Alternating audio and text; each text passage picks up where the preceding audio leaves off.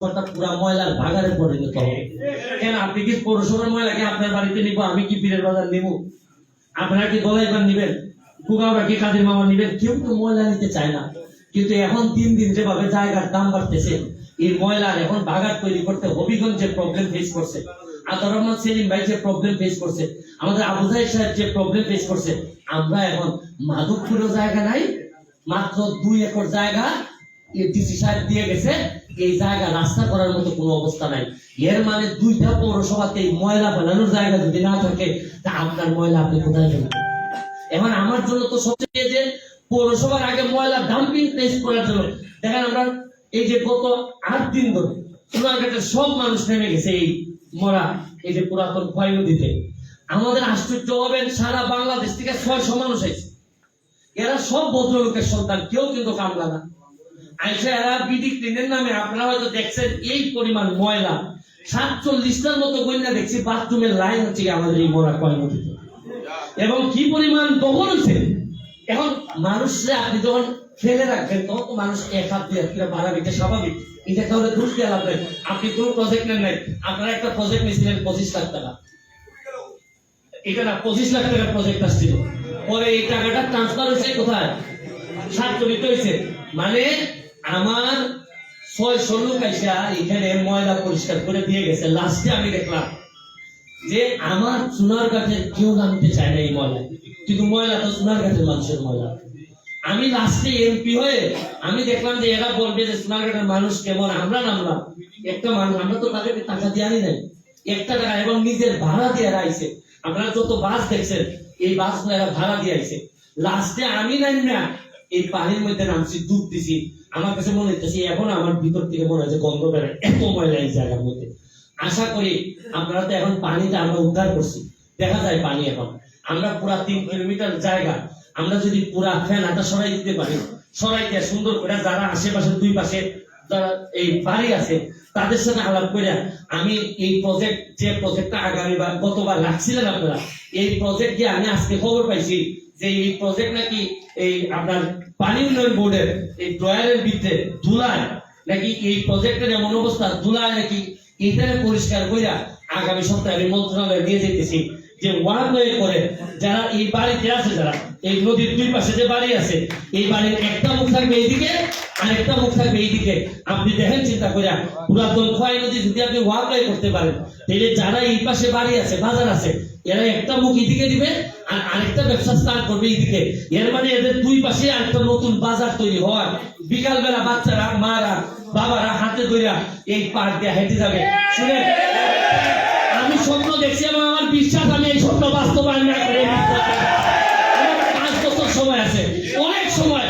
আমি 20 বছরের এমপি হইতে আসি নাই, আমি 5 বছরে এমন একটা এক্সাম্পল তৈরি করতে চাই সারা বাংলাদেশে যেন মানুষ বুঝে যে এমপি হইলে সোনারঘাট মাধবপুরের মানুষ। শুনে এরপর হচ্ছে আপনি দেখেন কতটা রাস্তা কাঁচা, আমাদের চেয়ারম্যান মেম্বাররা ফেল করে রাস্তার জন্য, মানুষ কি পরিমাণ। আমি এই রাস্তাগুলা কতটা রাস্তা আপনারা হিসাব দিলে আশ্চর্য হবেন যে কত এই রাস্তাগুলা পাকা না করলে, সাতচড়ি এবং রেমা কালেঙ্গারে যদি আপনি পর্যটন হিসাবে ঘোষণা করতে না পারেন, সারা বাংলাদেশের মানুষ যদি এই জায়গায় ঘুরতে না আসে, তাহলে আপনি ফান্ড পাবেন কোথায়?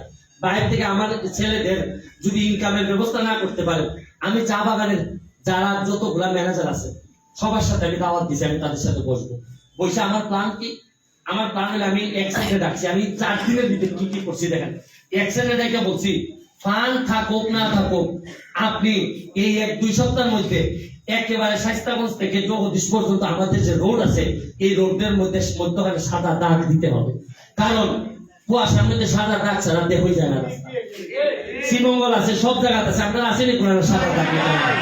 আমার স্বপ্ন হইল গিয়া একেবারে শাইস্তাগঞ্জ থেকে একেবারে জগদীশ পর্যন্ত রাস্তা প্রশস্ত কইরা মধ্যখানে ডিভাইডার দেয়া। আপনি 1 মাসের মধ্যে দেখেন না এই যে পুরাতন খোয়াই নদী 2টা ব্রিজের 2 দিকে রানীগাঁও বাস স্ট্যান্ড আর ওই বাস স্ট্যান্ডের মধ্যে পরিষ্কার কইরা এই 2 ব্রিজে সুন্দর করে কারুকার্য কইরা লাইন চালাই দিলেই মনে করেন সোনারঘাট পৌঁছে যাচ্ছে।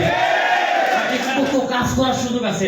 আপনি এই প্রতিটা চা বাগানের সামনে যে রাস্তা, মেইন রোড দেখেন, আপনারা চা বাগান করে কি ওই এদের তার কাটা পর্যন্ত পরিষ্কার করে, আর মেইন রোড থেকে যে ফাঁকা জায়গাটা থাকে এই জায়গাটা পরিষ্কার করে না, কারণ এই জায়গাটাতে দেখবেন বিভিন্ন গাছ গাছে উঠে যাচ্ছে। আমি চা বাগানের ম্যানেজারকে বলবো যে আপনারা ওই রাস্তাটা পুরো পরিষ্কার করে একবারে চাঁদপুর থেকে যেন এই কিসের তেলিয়াপাড়া পর্যন্ত বাগান শেষ হওয়া পর্যন্ত মানুষ যেন একটা মনোমুগ্ধকর একটা পরিবেশ এই জায়গায় আসতে পারে। এবং আমার একটা প্ল্যান আছে, চুনারঘাট থেকে মাধবপুরের মধ্যখানে সাতচুরি পার হয়ে হাতের বাম একটা জায়গা আছে, দেখেন আপনারা। আমি খুঁজতেছি এই জায়গাটা নাকি, আমি শুনছি যে ডিসি পতিয়ামের জায়গা, এটা নাকি সুরমা বাগানের ভিতরে না। আমি এখনই যোগাযোগ করতেছি, বলতেছি যে আপনারা কষ্ট করে যে কোনো ইনভেস্টর আমি নিয়ে আসার চেষ্টা করতেছি এই জায়গায়। ওই যে গ্রান্ড সুলতানের মধ্যে একটা 5 স্টার হোটেল হয়ে যায়, আমাদের কত ছেলে এখানে কাজ করতে পারবে। সব আমি হয়তো জানি না কতটুকু পারবো, আপনারা যদি আল্লাহর রাস্তায় আমার একটু সহযোগিতা করেন। আমি কথা দিছি আমার 9.5 লাখ টাকা আমি হলফনামায় দিছি, আগামী 5 বছর পরও এমপি যদি আমি পদে নাও দাঁড়াই তাও আমি হলফনামা দিব। আমি কথা দিছি যে এই 9.5 লাখ টাকা নিয়ে আমি আবার বিদায় নেব। সুতরাং আমার টাকা কানা বানানোর কোনো ইচ্ছা, কোনো সক্ষমতা আমার কিচ্ছুই নাই। আপনারা দিনে দিনে হারে হারে টের পাবেন যে কত চেষ্টা করে আমি যাচ্ছি। আপনারা শুধু আমার জন্য একটু দোয়া করবেন। আপনাদেরকে নিয়েই বঙ্গবন্ধু সোনার বাংলার একটা পাইলট প্রজেক্ট আমরা জননেত্রী শেখ হাসিনাকে চুনারঘাট মাধবপুরটাকে আমরা উপহার দিতে চাই। দেখেন নেত্রী, এই হচ্ছে আমরা কাজ করে আমরা চেষ্টা করে এই জায়গা পর্যন্ত নিয়ে আসছি। আশা করি আপনারা আমার জন্য দোয়া করবেন, কারণ যেতে হবে বহুদূর। নেত্রী বারবার বলেন যে যেতে হবে বহুদূর। আমি তারই একজন সৈনিক হিসাবে, আদর্শের সৈনিক হিসাবে, শুনেন, সব ছেলে তো সব সময় বাবার বড় ছেলেই রাজত্ব পায়, অনেক সময় ছোট ছেলে সারা জীবনও কোনোদিন রাজত্ব পায় না, রাজা হয় বড় ছেলে। তাই ছোট ছেলের অবদান পরিবারে কখনোই কম হয় না। আমার কপালে হয়তো কোনোদিন রাজত্ব নাও থাকতে পারে, কিন্তু তাই আমি ছোট ছেলে হিসাবে বড় যিনি হবেন তাকে, আমি তো বারবার বলি, শপথ নেওয়ার পর যে সোনারঘাট মাধবপুর আমি পাইছি, আমি এই এমপি পদ ছেড়ে দেওয়ার আগে এর যে ভালো সোনারঘাট মাধবপুর আমি আপনাদের সামনে উপহার দিতে চাই। এই শপথটুকু রেখে আজকে মতো বিদায় নিচ্ছি। জয় বাংলা, জয় বাংলা।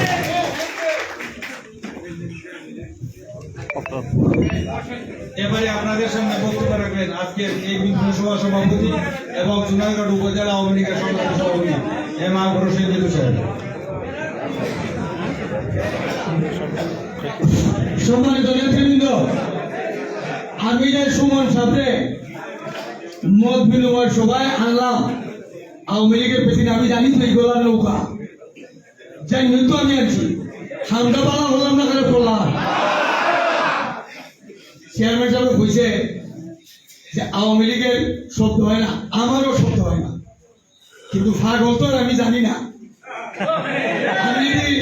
আমি যদি কোনো কইতাম তো এই ফাগলের কোনো আশ্রয় এখানে হইল না, আমি তো আর জানি না। কারণ এখন যেহেতু জানছি এই এই এই ধরনের লোক আর মিটিং এ no entrance, no entrance, no entrance, no দাওয়াত।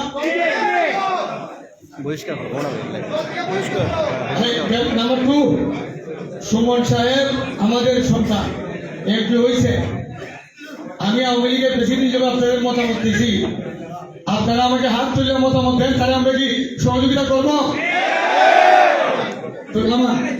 ধন্যবাদ ভাই, আপনি এগিয়ে যান। দিলাই সাজানা তোলা এটা আমার দেখার বিষয় না, আমার বিষয় হলো দুর্নীতি।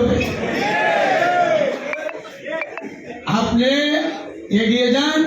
সোনারঘাট উপজেলা আওয়ামী লীগ এর সহযোগী সংগঠন উন্নয়নের স্বার্থে আপনার প্রতিটার কাছে তারা সহযোগিতা করবে। তবে একটা কথা, আমার নেতৃবৃন্দ আমাদের নৌকার ইলেকশন করছি আর আপনি স্বতন্ত্র করছেন, এই ভেদাভেদটা ভুলিয়া আমরা যেন আওয়ামী লীগের বাচ্চা কাছে যারা আছি, আমরাই তো মাদার সংগঠন, আমরা আপনাকে সহযোগিতা করবো। আমরা জাতির অবস্থান দেখে আমরা যেন সেই সম্মানটুকু পাই, এটা আপনি নিশ্চিত করবেন। আগামী 3 তারিখ আমি জানি না সদরের এমপি সাহেব আসবেন কিনা, আমার সাথে কোনো কথা হয়নি। উনি আমাকে এনশিওর করছেন যে আমাদের আওয়ামী লীগের প্রেসিডেন্ট সাহেব উনি আসবেন, আমাদের মহিজুদ্দিন রোহেল পাঞ্জাসঙ্গের এমপি উনি আসবেন।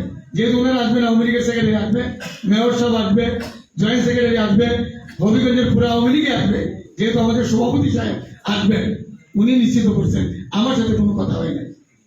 খালি আমি চিন্তা করলাম যে আমি আওয়ামী লীগের প্রেসিডেন্ট, আমি সুমন সাহেবের মিটিং এর মাঝে যদি একলা যায়, যেহেতু আইসিটি মন্ত্রী আসতেছে, আমি তো বলবো আওয়ামী লীগের প্রেসিডেন্ট কোথায়, আমাকে যাইতে হবে।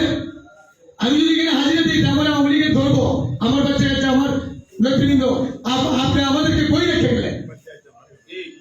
এই জন্য আমি এই মিটিং ডাকছি যে আপনারা যদি আমাকে না করেন তাহলে আমি খুললে খেলা, আর যদি আমাকে বলেন না আপনি না, আমরাও আছি। এই জন্য আমি ডাকছি। যখন আইসিটি প্রতিমন্ত্রী মহোদয় আসবেন, উনি যদি উপজেলা সাথে থেকে বলেন যে আপনি কেমন সভাপতি বানিয়েছেন, আমি তার ডাকতে পারলাম না, তাহলে আমার জব কি? কিন্তু আমি চাইতে তো পারি না আপনারা ডাকিয়া, আপনাকে নিয়েই আমার চাইতে হবে, যেহেতু আমি একজন নগণ্য কর্মী, আমার বানাইছেন সভাপতি। খালি আপনারা যে আমার টাকা আইছেন এই একদম তৃণমূল থেকে, আমি সবাই দাওয়াত দিছি না। আপনারা যে প্রেসিডেন্ট সব ডাকছে, সেক্রেটারি সব ডাকছে, এ কথা উনি আপনারা প্রশ্ন করছেন না। কই যাইতাম, খান যাইতাম, আমরা নৌকায় বিল করছে ছেড়ে যাইতাম, কেউই কোনো প্রশ্ন করেন নাই। সভাপতি সব ডাকছেন, সেক্রেটারি সব ডাকছেন, যাও। আমি এই জন্য আপনাদের কাছে কৃতজ্ঞ, ধন্য যে আপনারা আমার টাকা ছাড়াই দেখছেন। আমরা সব এক, নয় গোল নৌকা, আমরা সব এক, উন্নয়নের স্বার্থে আমরা এক, আমরা উন্নয়নের ভাগিদার হইলাম, আমরা আছি, থাকবো, সোনারগড় উন্নয়ন হোক। এই হইল আমার শেষ বক্তব্য। 3 তারিখ যদি শিডিউল ঘোষণা না হয়, তাহলে যদি মন্ত্রী মহোদয় আসেন, আমি ওনাকে বলবো যে ওনার যে পরামর্শ আছে এই পরামর্শটুকু উনি আমাকে জানাবেন। সেই পরামর্শ অনুসারে সোনারগঞ্জ উপজেলা আওয়ামী লীগ এক সহযোগী সংগঠন আপনার সাথে থাকবে, কাজ করবে। ধন্যবাদ। জয় বাংলা, জয় বঙ্গবন্ধু। এর আগে একটা কথা বলি, উনি আমাকে বলছেন যে ভাই আমি সোনারগঞ্জের সন্তান হিসাবে সামান্য একটু তাবরকের ব্যবস্থা করেছি। আমি বলছি ওনারা এটা অ্যাকসেপ্ট করবেন, আপনারা অ্যাকসেপ্ট করে নিয়েন, কেউ উড়াউড়ি করেন না। আর আমি এইখানেই আমার বক্তব্য শেষ করলাম। ধন্যবাদ। জয় বাংলা, জয় বঙ্গবন্ধু। সভা সমাপ্তি। কেউ উঠবেন না, কেউ উঠবেন না, বসেন।